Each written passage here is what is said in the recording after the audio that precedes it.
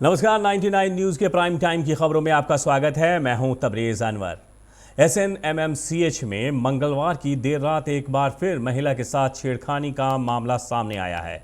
आरोपी को पकड़कर अस्पताल के सुरक्षा में लगे होमगार्ड के जवानों ने पुलिस के हवाले कर दिया है। बता दें कि गिरिडीह की एक महिला मरीज जो कि ऑर्थो विभाग में इलाजरत है, उसके महिला परिजन से आरोपी ने शौचालय में छेड़खानी की घटना को अंजाम दिया। वहां भर्ती मरीजों ने जब इसका विरोध किया तो वहां हंगामा शुरू हो गया। हंगामे की खबर अस्पताल प्रबंधन को मिली, जिसके बाद मौके पर जिला पुलिस बल और होम गार्ड जवान पहुंचे। जिस महिला के साथ छेड़खानी का प्रयास किया गया उससे पूछताछ की गई और उस शख्स की खोजबीन शुरू हुई। इसी बीच वार्ड में जमकर हंगामा होता रहा। इसी बीच शौचालय में छुपे आरोपी को पकड़ लिया गया। आपको बता दें कि कुछ दिन पहले फीमेल वार्ड में भर्ती एक महिला के साथ दुष्कर्म का मामला भी सामने आया था। साथ ही एक युवती के साथ छेड़खानी भी हुई थी। हालांकि आरोपी ने खुद को बेकसूर बताया है। वहीं घटना के बाद पुलिस आज पुनः घटनास्थल पर जांच के लिए पहुंची और वार्ड बॉय और नर्सों से पूछताछ की। बोले कि अब जाइए ना घर, हमारे बहन का जाएगा, हम बर्तन धोगे तब जाएगा। हम 3 बेला का बता दिए, तब हम बर्तन धो के और चल आए। तो जब गेट वहाँ बाथरूम है, तो गेट पर बर्तन निकलती है तबे ना, तो निकल के आ रहे तो कहे कि यहाँ बर्तन छूट गए। तो कहें बर्तन छूट, तो कहाँ भैया कहाँ बर्तन छूटे? तब बोले कि यहाँ पर बर्तन छूट गए। बस तब तो हम भाग यार गाँव वाला से बुलाए जे भैया यहाँ आइए, देखिए कि बात बना रहे हैं। तब बात उतने में तब भीतर घुस गए। बदमाशी किया आपके साथ? ना बदमाशी कुछ नहीं किए, खाली उतने बताएंगे बर्तन यहाँ पर घुसे। कुछ नहीं किया, फिर भी महिला का आरोप लगाई। वो है का महिला को लेकर चली साथ में, अलग गाड़ी महिला थाना पुलिस। तुमने बाथरूम में क्यों गया था तुम? मैं बाथरूम में गया था बाथरूम करने के लिए, और एक लेडीज बर्तन धोने आती है और पता भी नहीं क्या है नहीं है। मेरी माँ की उम्र की 2 साल बड़ी है। आज हमारी एक वाइफ थी अमृता सिंह, जो भी है अपने घर में उसे मार लेके चले गए। सब छोड़। तुम यहाँ क्यों आए थे? हम आए थे एक आषाढ़ी।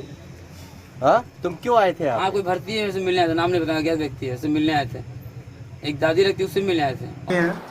कुछ बुरे लोग भी हैं। बुरे लोगों को रोकने के लिए शासन व्यवस्था है, लाइन पुलिस है, प्रशासन है। सबके तमाम कोशिश के बावजूद पूरी तरह रोकथाम तो नहीं हो पाती है। उसको जरूर हम लोग उसको हतोत्साहित करने का प्रयास करते हैं। जैसे एक घटना का प्रयास हुआ, तुरंत ही महिला ने शोर मचाया। बाकी रोगियों के परिजन और हमारे स्टाफ तुरंत दौड़ गए उसके लिए और त्वरित कार्रवाई की गई।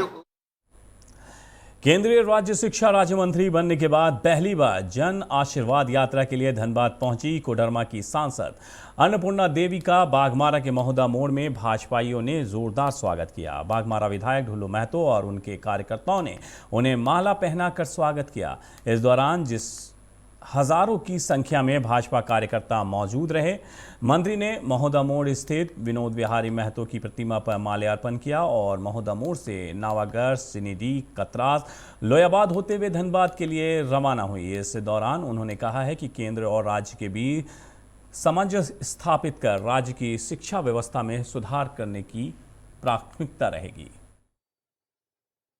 आशीर्वाद यात्रा के माध्यम से लोगों का बहुत समर्थन मिल रहा है, सहयोग मिल रहा है। हम उनके प्रति आभार व्यक्त करते हैं, साथ ही आदरणीय प्रधानमंत्री जी के प्रति आभार व्यक्त करते हैं और हमारे सारे केंद्रीय और राज्य नेतृत्व के प्रति आभार। अभी शिक्षा समवर्ती सूची में है और अभी तुरंत हम प्रभार ग्रहण किए हैं। निश्चित रूप से आप सभी के सहयोग से ये हमारा प्रयास होगा कि दोनों में समन्वय, राज्य और केंद्र में समन्वय स्थापित कर शिक्षा व्यवस्था सुदृढ़ कर। वहीं केंद्रीय शिक्षा राज्य मंत्री और भाजपा की राष्ट्रीय उपाध्यक्ष अन्नपूर्णा देवी अपनी 2 दिवसीय दौरे के दौरान कतरास भी होते हुए करकेन पहुंची, जहां Jharkhand industries and trade association के पदाधिकारी, सदस्य और कई महिलाओं ने उनका माला पहनाकर ढोल नगाड़ों के साथ स्वागत किया। इस दौरान भाजपाइयों ने बाइक रैली भी निकालकर मंत्री का स्वागत किया, जिसके बाद अन्नपूर्णा देवी करकेंद स्थित रानी सती दादी मंदिर में पूजा अर्चना कर आशीर्वाद प्राप्त की और धनबाद पहुंची।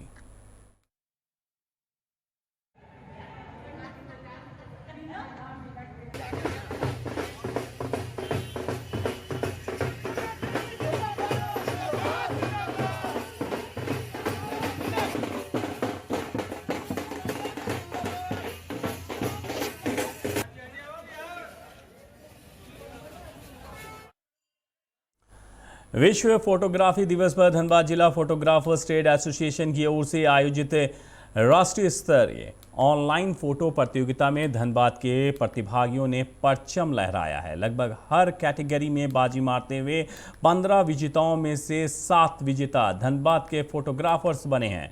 आपको बता दें कि ये प्रतियोगिता वेडिंग, जर्नलिज्म, नेचर, फैशन और मोबाइल 5 श्रेणियों में आयोजित की गई थी, जिसके लिए जज के तौर पर प्रेस पीटीआई के गुरविंदर ओसन, सोनी के brand ambassador Umesh Gogan, travel photographer Rajiv Ranjan Sinha और निकॉय एंड गॉडेक्स की ब्रांड एम्बेसडर अभरनील मालाकार थी। सभी श्रेणियों से 3-3 विजेताओं का चयन किया गया।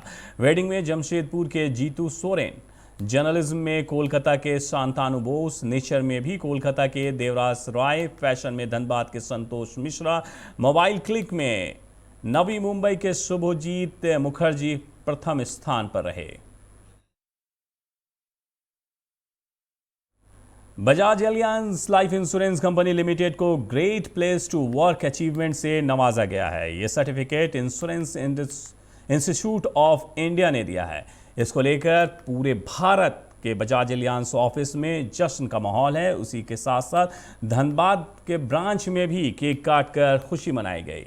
इस मौके पर धनबाद के regional head Sanjay Singh, branch manager Sunil Kumar, Vikas Kumar और कई गणमान्य उनके अधिकारी मौजूद रहे। धनबाद में स्वास्थ्य विभाग ने आज विभिन्न क्षेत्रों में मोबाइल वैन के जरिए कोरोना जांच अभियान चलाया। इस दौरान पुलिस लाइन क्षेत्र में बिना मास्क के पैदल या ड्राइविंग करते नजर आ रहे लोगों को पकड़कर कोरोना जांच किया गया। कोरोना जांच रिपोर्ट नेगेटिव आने के बाद उन्हें हिदायत देकर छोड़ दिया गया। स्वास्थ्य विभाग के अधिकारियों ने बताया है कि कोरोना की तीसरी लहर प्रवेश हो चुकी है। लोग सतर्कता बरतें, सैनिटाइजर और मास्क का हमेशा प्रयोग करें, साथ ही कोरोना वैक्सीन अवश्य लें। इधर लापरवाह लोगों से निपटने के लिए पुलिस ने उड़न दस्ता टीम को फिर से एक्टिव कर दिया है, जो जिले के अलग अलग स्थानों पर लोगों को जागरूक करेंगे। बावजूद इसके लापरवाही करने वाले को गोविंदपुर जैप 3 में ले जाया जा रहा है। कोरोना टेस्ट कर रहे हैं सर। जो लोग मास्क नहीं लगाए हैं वो लोग को हम लोग रिक्वेस्ट करेंगे आप लोग मास्क लगा के चले, और जो चाह रहे हैं कि आप लोग की इच्छा है तो कोरोना जांच करा लीजिए। जो भी बाइक से जा रहे हैं या गाड़ी से जा रहे हैं, जो मास्क नहीं पहने हुए उन्हीं की जांच की जा रही है। कोई भी राहगीर आ रहे हैं जो मास्क नहीं लगाए हैं, हम उससे रिक्वेस्ट कर रहे हैं कि आप जाँच करा लीजिए और सोशल डिस्टेंस रहे, मास्क लगा के चलें। धनबाद के टुंडी स्थित लालमणि वृद्धा सेवा आश्रम के संस्थापक रामजी यादव की आज 7वीं पुण्यतिथि मनाई गई। इस दौरान लोगों ने उनके तस्वीर पर फूलमाला चढ़ाकर श्रद्धा सुमन अर्पित की। साथ ही आश्रम परिसर में पौधारोपण भी किया गया। आश्रम के संस्थापक और अध्यक्ष मोहम्मद नौशाद कद्दी ने रामजी यादव के बारे में बताया और श्रद्धांजलि अर्पित की। इस मौके पर रामजी यादव के पुत्र रोनित आर्यन, सुरेंद्र यादव समेत कई लोग मौजूद रहे। तो इस पुण्य आत्मा को रामजी यादव जी जो सामाजिक थे और उन्होंने जो इस आश्रम में चढ़ बढ़ कर हिस्सा लेकर और बहुत काम किए थे। आज हम लोगों के बीच वो नहीं हैं। तो जहाँ भी हों भगवान उनको अपने चरणों में जगह दे, और उनको मैं सत नमन करता हूँ और प्रभु राम से यही कामना करता हूँ कि उनका आशीर्वाद और स्नेह हमेशा इस आश्रम को मिले, इस कमेटी को मिले, और जितने भी लोग हमारे साथ हैं इस संगठन में, लालमुनि वृद्धा आश्रम में, इन सब स्वस्थ रहें और दीर्घायु रहे। कि इन लोगों के चलते आज बहुत से ऐसे परिवार के लोग यहाँ आश्रम में हैं जिनके माता पिता को वो बच्चा छोड़ दिया है, जो अपने घर से हटा दिया है, भगा दिया है। ऐसे लोगों को नौशाद भाई अग्रवाल जी जैसे लोग हैं जो इस लालमणि वृद्धा आश्रम के सदस्य लोग हैं, जो इतना मुश्किल से लाकर कितना कष्ट से इस आश्रम को चला रहे हैं। लालमणि वृद्धा सेवा आश्रम में 7वीं पुण्यतिथि स्वर्गीय रामजी बाबू की मनाई गई। इस आश्रम की नींव इन्होंने रखी थी और आज इन्हीं की सोच थी जो आज ये बुजुर्ग लोग को हम लोग रख रहे हैं। अच्छा। बागमारा के कपुरिया में ग्रामीणों ने बाइक चोरी करते 2 चोरों को पकड़कर पुलिस को सौंप दिया है। पुलिस चोरों को गिरफ्तार कर थाने ले गई। बताया जा रहा है कि बोकारो के बालीडीह पुलिस 2 साल से आरोपियों की तलाश कर रही थी। पकड़े गए दोनों युवकों पर धनबाद बोकारो से सैकड़ों बाइक चोरी को अंजाम देने का आरोप है। ये कल बाइक चोरी करते हुए रेड हैंडेड ग्रामीण के द्वारा पकड़ा गया, जिसमें ग्रामीण के द्वारा इसे सुपुर्द किया गया थाने में। थाने में सुपुर्द करने के बाद इसका आपराधिक इतिहास भी खंगाला गया। 2008 में मोहरा ओपी के से ये मर्डर केस में भी जेल जा चुका है। इसके ये स्वकारोक्ति बयान के आधार पे एक बाइक रिकवरी हुई है और हम लोग प्रयास कर रहे हैं। क्या लगता है किस तरह का अपराधी है ये? सातिर अपराधी है। ये जब मर्डर केस है तो आप जान ही सकते हैं सातिर अपराधी है ये। जैसे कोलकाता में सीए की पढ़ाई कर रहे धनसार जगन्नाथ मंदिर के पास रहने वाले मोहित पोद्दार पर धनबाद के एक व्यवसायी की पुत्री के साथ दुष्कर्म का आरोप लगा है। व्यवसायी की पुत्री भी कोलकाता में इंटीरियर डिजाइनिंग का कोर्स कर रही थी। पीड़ित के आवेदन पर मंगलवार की रात मोहित पोद्दार के खिलाफ सरायढेला थाने में दुष्कर्म की धारा में प्राथमिकी दर्ज की गई है। पीड़िता ने अपने शिकायत में बताया है कि 2018 में फेसबुक पर उसकी पहचान मोहित पोद्दार से हुई। वर्ष 2019 में उसकी बर्थडे पार्टी में मोहित ने गोल मटोल बात कर उसके फ्लैट पर पार्टी सेलिब्रेशन का झांसा दिया। पार्टी के दौरान कोल्ड ड्रिंक्स में नशीली दवा मिलाकर उसे पिला दिया गया। जब वो अचेत अवस्था में चली गई तो उसके साथ दुष्कर्म किया गया। उसने अश्लील फोटो और वीडियोस भी बना लिए। दुष्कर्म के बाद होश आने पर जब वो रोने लगी तो मोहित ने उसे शादी करने का भरोसा दिया।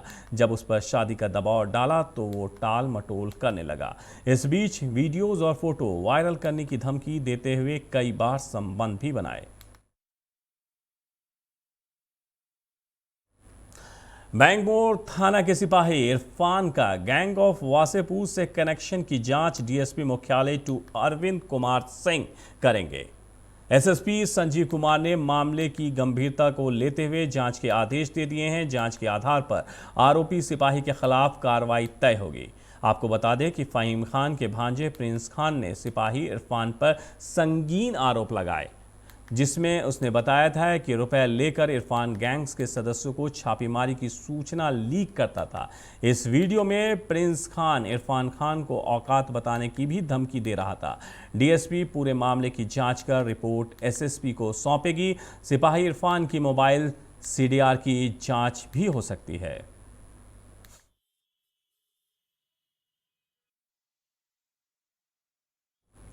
बोकारो थर्मल के जीसीएल स्वांग गोविंदपुर परियोजना फेज 2 में काम करने के दौरान खुली खदान में पैर फिसलने से गिरकर एक मजदूर की मौत हो गई है। घटना की जानकारी मिलने के बाद आसपास काम कर रहे मजदूर मौके पर पहुंचे और मृतक सोनाराम मांझी का शव गोविंदपुर कार्यालय के पास लाया गया। बताया जा रहा है कि आज सुबह वो प्रथम पाली की ड्यूटी के लिए गोविंदपुर फेज 2 पहुंचे थे, जहां काम के दौरान वो खुली खदान के हाई वॉल से करीब 150 फीट नीचे गिर गए, जिससे उनकी घटनास्थल पर ही मौत हो गई। साथ ही मजदूर और परिजनों ने तत्काल नियम अनुसार आश्रित को नौकरी देने की मांग की है।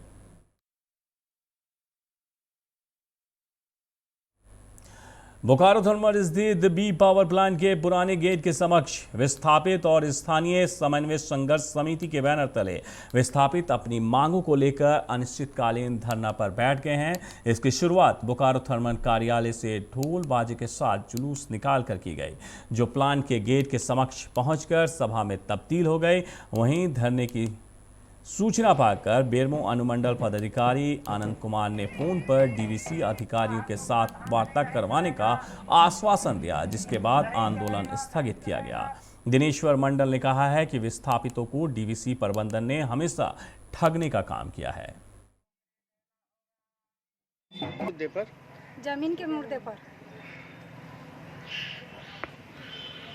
जमीन के मुद्दे पर मांगना है। और मेरा बेटा बेटी बाहर जा रहा है, इसलिए कि हम लोग को जमीन सप्लाई में मिलना चाहिए। मैनेजमेंट इसलिए नहीं मान रहा कि यहाँ मैनेजमेंट लोगों को मनमानी नहीं चलेगा।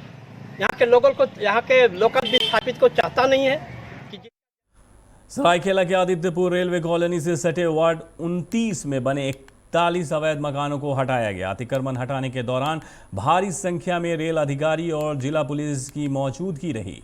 लोगों ने कहा है कि पिछले 50 सालों से यहां झोपड़ी बनाकर रह रहे थे, कभी ऐसा प्रतीत नहीं हुआ कि ये दिन भी देखना होगा। रेलवे अधिकारी ने कहा है कि मामला कोर्ट में था। कोर्ट में अतिक्रमणकारियों द्वारा साक्ष्य उपलब्ध नहीं कराया गया। 3 बार उन्हें नोटिस भी दिया गया था, जिसके बाद आज सभी को हटाया गया।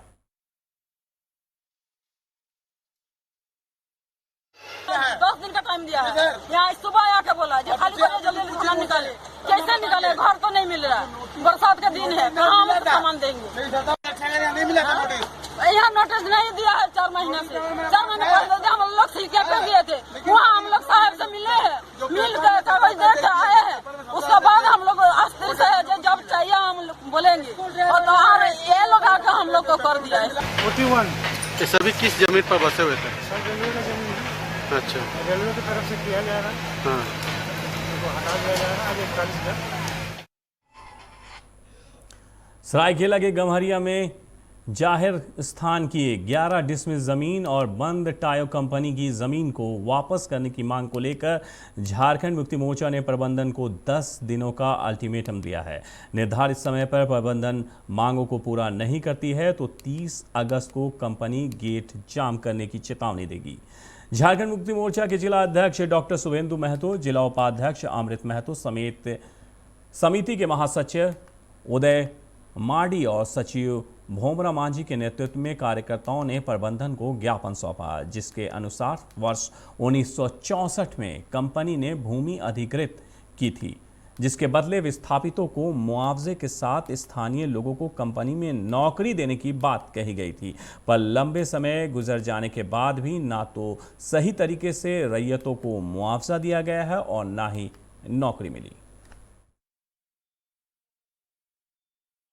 हम लोग एक प्रतिनिधि मंडल मैनेजमेंट को ज्ञापन देने गए थे, लेकिन दुख का बात है कि मैनेजमेंट की ओर से ज्ञापन रिसीव करने के लिए भी कोई अफसर आने में आनाकानी कर रहे थे। फलस्वरूप हम लोग को बाध्य होकर टीजीएस गेट में बैठना पड़ा, तब जाके मैनेजमेंट के लोग हम लोगों का ज्ञापन रिसीव करने के लिए आए। 99 न्यूज़ के प्राइम टाइम के बुलेटिन में मेरे साथ इतना ही। मुझे दीजिए इजाज़त। अपना बहुत ख्याल रखिएगा। नमस्कार।